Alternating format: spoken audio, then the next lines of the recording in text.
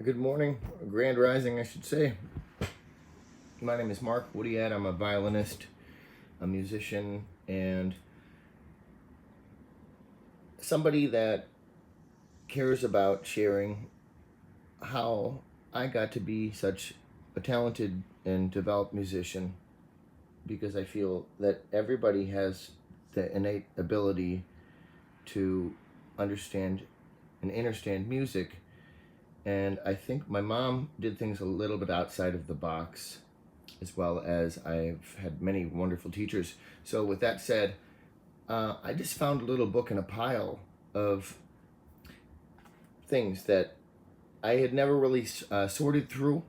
And I thought this was fascinating because I'm thinking that this might have influenced my mother.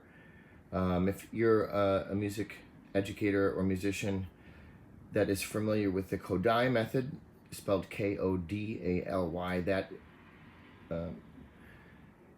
to my limited historical knowledge and understanding was what was developed in the years following World War II in the Czech Republic, Czechoslovakia at the time, and it was so efficient, and it was very, very much something that proved by using this certain musical process of teaching that it enhanced everybody's development and grades and everything like that. So Plato, as I learned in philosophy, allegedly Plato's teachings of specifically about the philosopher king, but just in general, I think there was revealed that there was an understanding of how important music was in connecting the parts of the brain and the being. So with that said, I'm going to just start to read this book, okay? Now there's not even anything on it, which is pretty neat, right? This is called the Fletcher method. A preface. Fletcher music method. Pretty neat, right? Simplex in kindergarten. Now, I was supposedly had perfect pitch since I was born, or since a very young age, and I've heard of many instances where that's happened.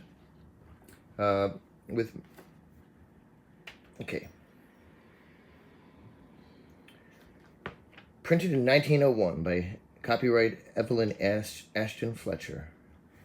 Printed for the use of those who complete the course of instruction in the method with the originator and have her authorization to teach it. Well, whoever had this obviously did. So, preface.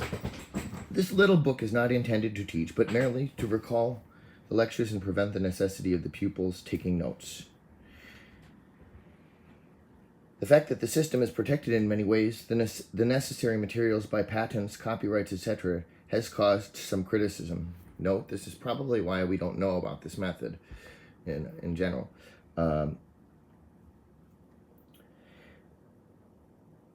This protection is not from any desire to limit the good the method is to do, but rather to guard it from those unfitted by character and inclination to teach little children, many of whom would take up the work merely for the financial success which they would foresee. The world is not ready as a whole to regard children and music from the standpoint taken in this system. The truth and philosophy of this standpoint is proved to the teachers who take the necessary course of instruction. Only those holding a certificate signed by the originator are authorized to teach the Fletcher music method. Well, here we go.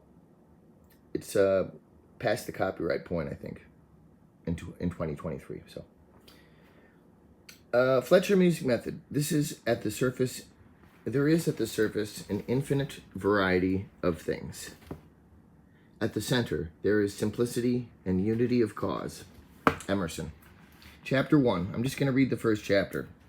So, I hope that somebody gets something out of this, because I'm sharing it with the hopes that it will glean some insight into, not about me.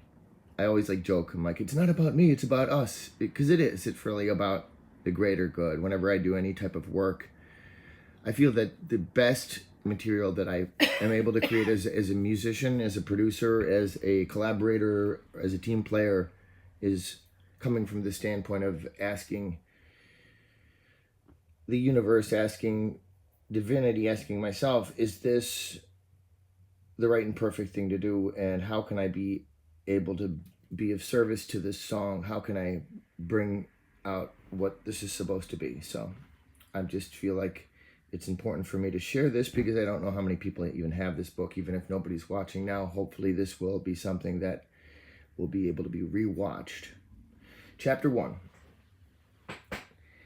The aim of the Fletcher music method is to reduce the mental strain which the study of music causes to children, to give a fundamental, systematic, logical music education in a way that shall be thorough, natural, and pleasurable, and thus make it possible for music to exercise her threefold power and develop the child mentally, physically, and spiritually.